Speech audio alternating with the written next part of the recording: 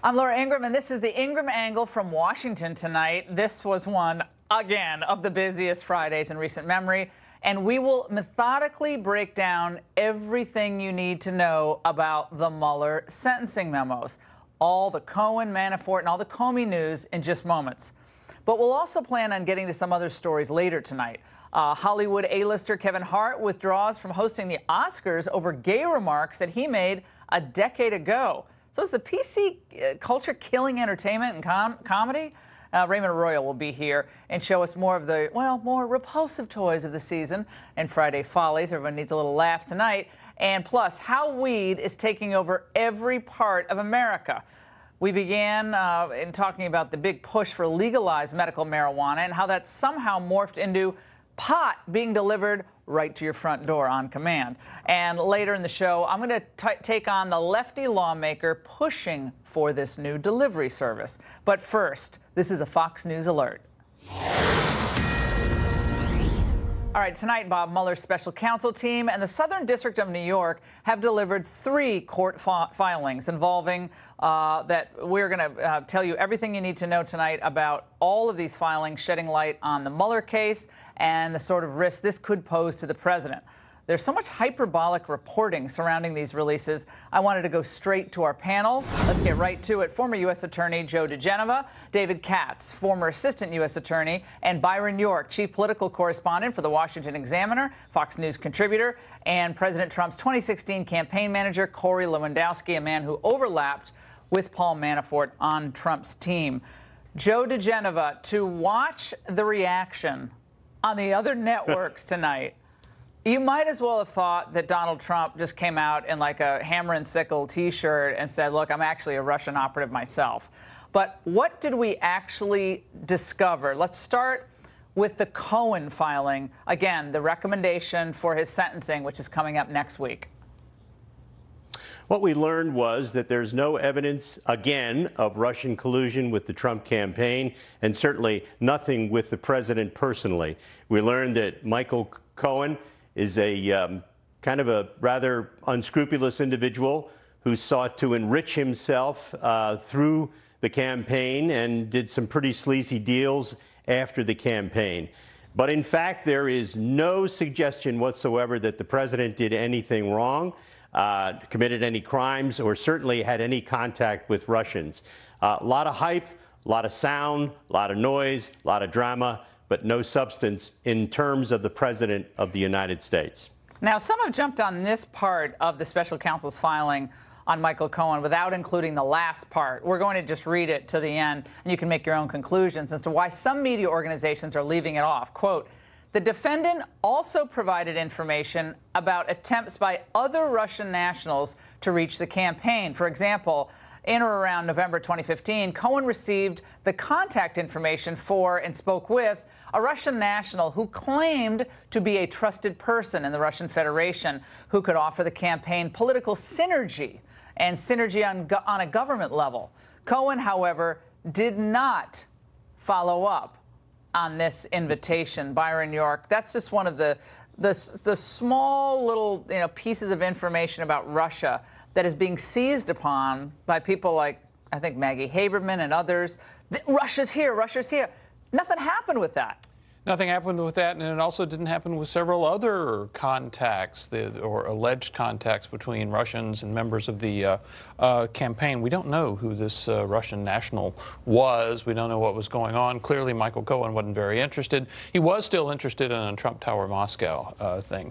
I will tell you, though, I think what's going to come out of what has happened today is a pivot from talking about Russia to talking about campaign finance violations. I think that's in the Michael Cohen stuff, yeah. And that's where you're going to get. We don't want to get ahead of ourselves. David, I want to go to you because this is the kind of hyperbolic, over-the-top commentary we heard just about that one Russian contact that was never followed up on. Let's watch.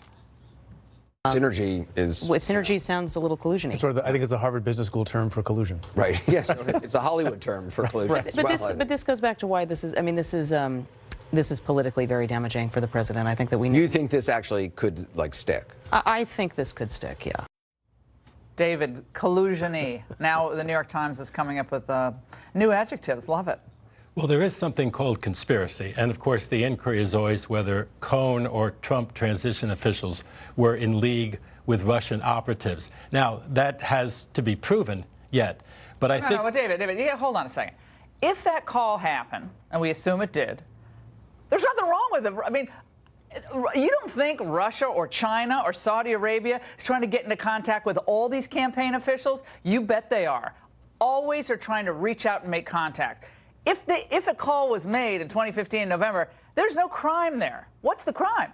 Well, there is a law which prohibits foreign contacts, and all of these campaigns are very well aware of what the legal ramifications are. What law are you talking about? That a presidential candidate and also as a presidential candidate cannot accept help from foreign governments. And so if there was help from a foreign government, there was no help from a foreign government. There was an offer by an individual who claimed that he was trusted, who was basically swatted away by Michael Cohen. Well, supposedly. Big deal. Supposedly Cohen continued. Cohen, not Cohen. Gary Cohen's a different person. Supposedly Michael Cohen continued with those negotiations regarding the Trump Tower. And there's going to be all of this inquiry into the Trump Tower.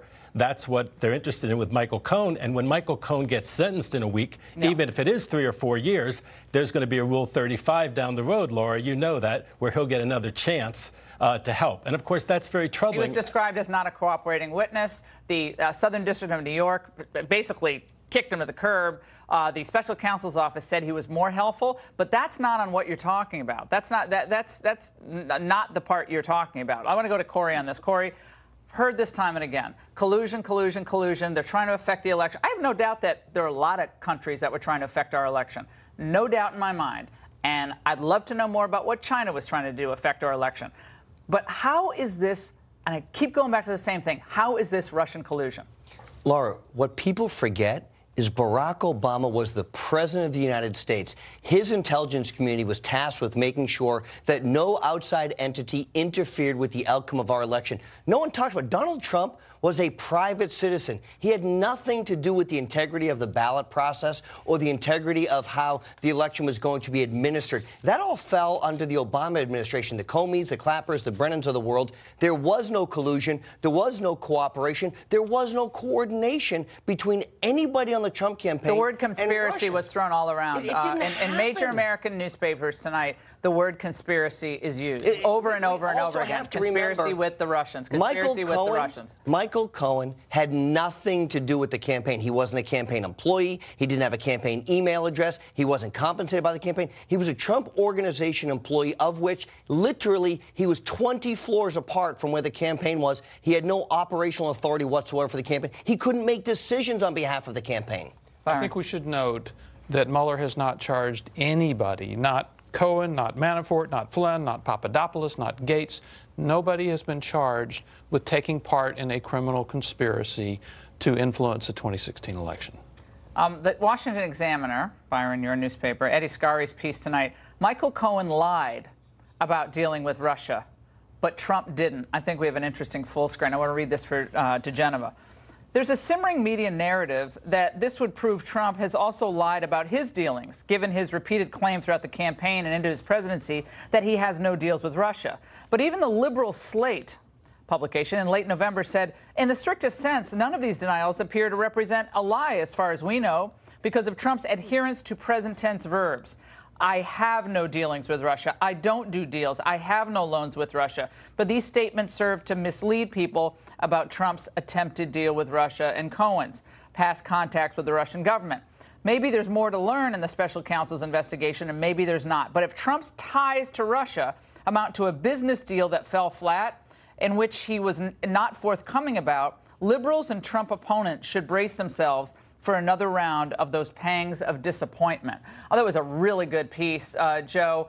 Again, the Russian collusion or the word conspiracy, when I see the word conspiracy out there today, the journalists who know better, it's disgusting. Absolutely disgusting, because they either don't know the law or they're purposely ignoring it.